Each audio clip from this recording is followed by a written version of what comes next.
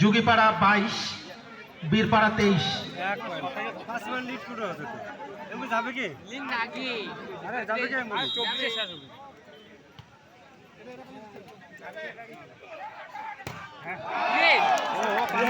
বীরপাড়া 24, যুগীপাড়া 22।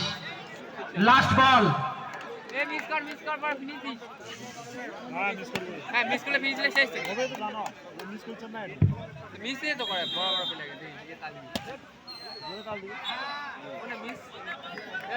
যুগীপাড়া 23।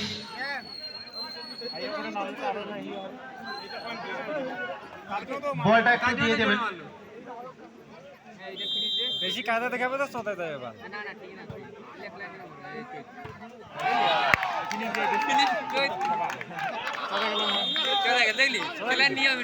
শেষ হলো প্রথম পর্বের দ্বিতীয় খেলা।